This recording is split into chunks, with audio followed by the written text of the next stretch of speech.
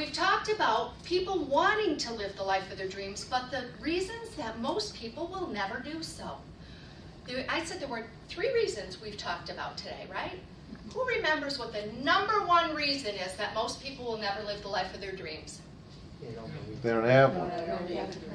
Right, they don't have a dream, and they don't have clarity, or they don't have clarity. So you can have a dream, but if it doesn't have any clarity, if you don't have a real vision, it makes it difficult to move toward a dream. A funny story about this happened just last night. I took my mother shopping. She wanted a new winter coat for next year. She's looking for a bargain. Let's go to Sears. Well, Sears has lots and lots of coats, okay? And so when we get there and I say to her, what kind of coat are you looking for? She says, a dress coat. Okay, so I go this way and she goes this way. I pick a coat up off the rack that I thought would look cute on my mom, and I take it over by her and say, what about this? And she says, that's too long. And it was, a long, but she said dress, so I thought she meant to wear with a dress, And she said, that's too long. I said, okay, so how long do you want it? And she says, well, like here, like a car coat. Okay, so I take that back and then I pick up another one that I think would look really nice on her, and I take it over to her and I say, how about this? And she goes, not black. Black shows all the, get lint all over it all the time. Not black, not wool. I said, well, do you like the wool? And she goes, yeah, I like the wool, but not black. Okay, take that one back, and I'm looking, and I find one that's gray. I thought, okay, this would be nice. And I go, hey, Mom, how about this one? And she said, I really prefer a double-breasted. So do you see how the vision that I have of this coat she's wanting is evolving? It was like we were playing 20 questions, was I ever going to get it right? And then I found a double-breasted gray. She liked the gray. Double-breasted gray. And I said, hey, here's one. And she said, I don't want a hood. So when you start to work in the direction of your dream, you may say, I really don't have a clear vision of it, but it will come. So you play the 20 questions with yourself and you ask. And the program that I introduced earlier, the Dream Builder program that we'll talk more about later, in the Dream Builder program, it really gives you an opportunity to take that initial vision or idea and really put it to the test and ask those 20 questions and delve in and find out if the dream is worthy of you. So that's what the Dream Builder offers, and all that with the support of a coach working with you. But right now, today, you're going to have the opportunity to start to create a vision for the life that you would love to be living. And clarity is very important. And the dream has to be all-encompassing. This is your life we're talking about, not one little piece of your life. I had a date recently, and my date said, oh, so you're in the business of helping people build dreams. And I said, yes, I am. And he said, so what's your dream? And I said, well, I don't share my dream with everybody. And he said, why? And he says, you're going to help people build dreams, and you won't even tell me your dream? I said, my dream is fragile. I said, it's a brand new baby, and I'm just building it. And he says, well, I just met you, and I'll tell you what my dream is. And I said, okay, if you'd like to share your dream with me, you can do that. And he went on, and he told me in detail. He had a very clear vision of what he wanted. And when he finished telling me about his ideal mate and what he wanted in a life partner, I said, very nice. And I said, so what about the rest of your life? And he said, what do you mean? I said, you told me you were going to tell me a dream, how you'd like to be living your life. I said, all you told me about is your dream for a life partner. And he goes, that's all that matters. Well, I want to tell you folks, that's not all that matters, okay? You can have all the love in the world, but you don't have the money to pay the bills, you're not living the life you'd love to live, correct? Correct. Okay. If you have all the money in the world and you don't have anybody to share it with, you're probably not living a life that you would love to live, correct? Correct. Okay. So when we dive in today, we're going to look at 4 main areas of your life. We're going to look at the relationship thing, but not just a significant other, relationships with all people in your lives, your children, your parents, your neighbors, co-workers, and your relationship with the environment, your relationship with a higher power. Okay? So we're going to look at that. We're also going to look at finances. Talked about the importance of having money. That's how we get by in this world. You've got to have money to do the things that you want to do and to have the things you want to have.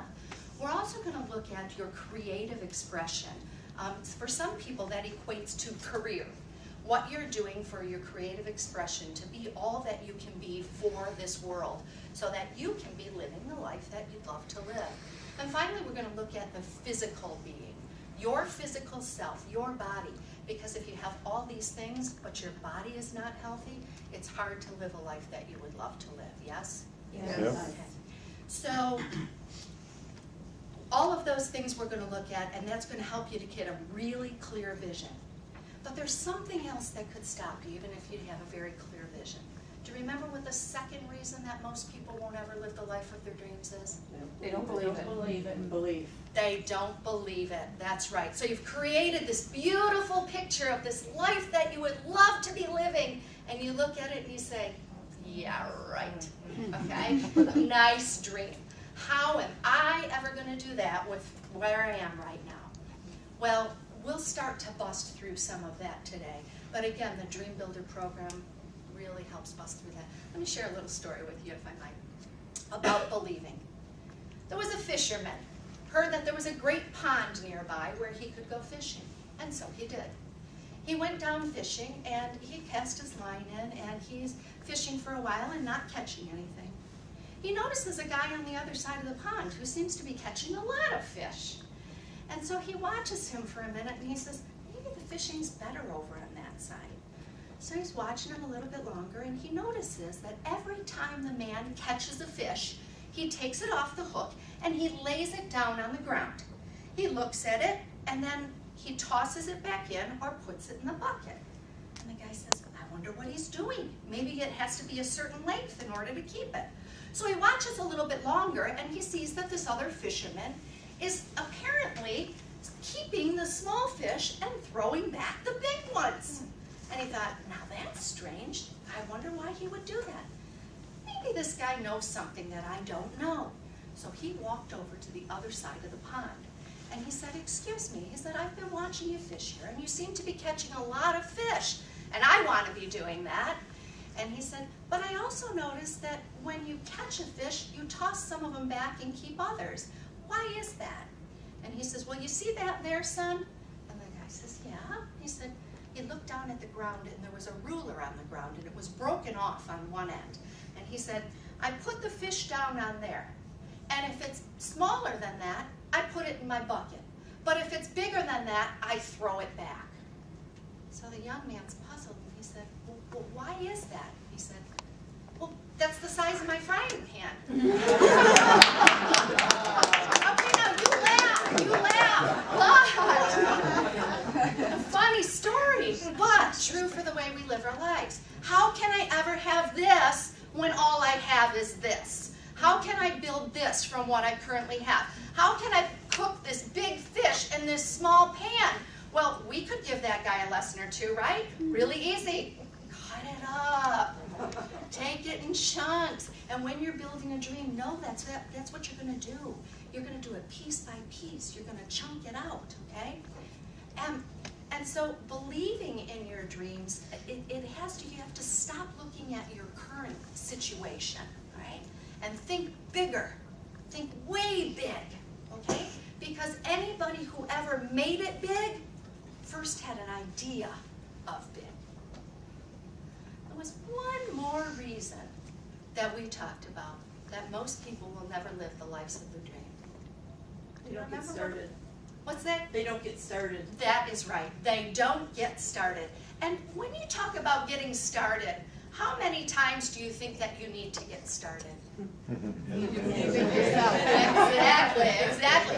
It's not one time. You don't wake up once in the morning and stay awake for the rest of your life. You go to sleep, you wake up again. You go to sleep, you wake up again. We start each day new, right?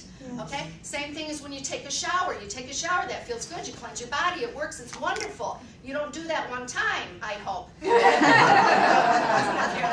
We do that again and again and again. We have to get started every time. And when things get in our way, and when life happens, and we get stopped, sometimes dead in our tracks, and it feels like, that dream would be so easy to leave behind, right? We need to get started again. Because here's the thing about getting started and how it couples with beliefs. we have a system of doing things that we've developed based on beliefs that we formed in our lifetime. And a lot of times those beliefs come way back from our childhood. They could come from our parents, from our schooling, from our religion, or whatever. And not that anything's wrong with the way that we were taught, but we have the freedom to choose to believe what we want to believe. Do you know what a belief is? A belief is simply a thought that you had so many times that it became a part of you. Just like a habit is something that you do so regularly that it becomes a part of you. So today we'll scratch the surface of this.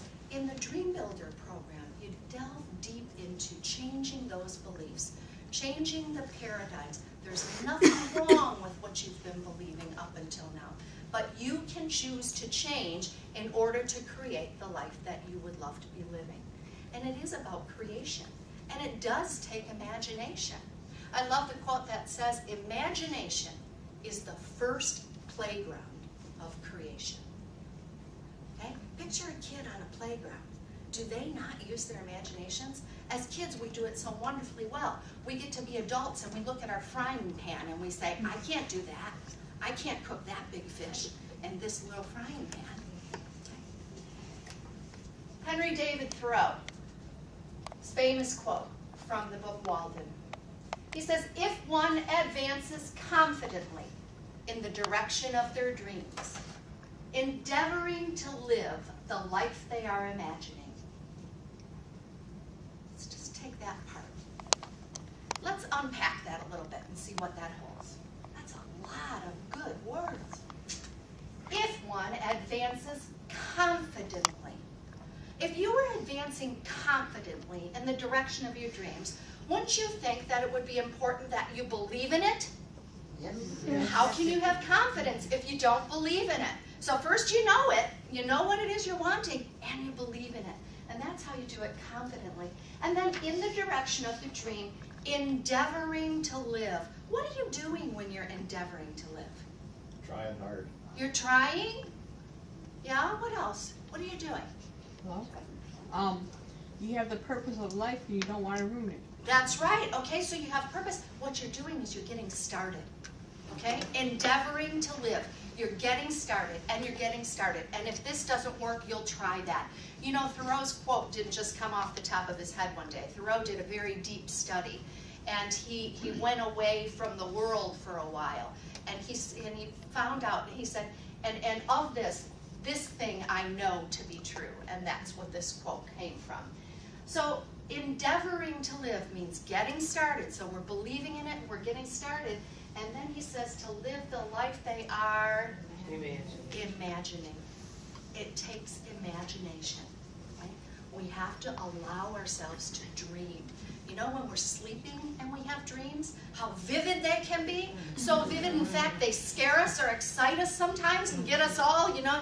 Yeah. And they come in color, and there are real people in them, and they say things, and I mean, it's so alive for us. Because when we're sleeping, we allow our manic minds to go to rest enough that our imagination, our intuition, wakes up and delivers things to us.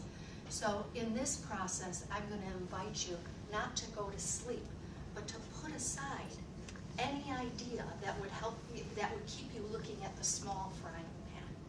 Okay? Any idea that would have you not believing. Any idea that would say, you can't.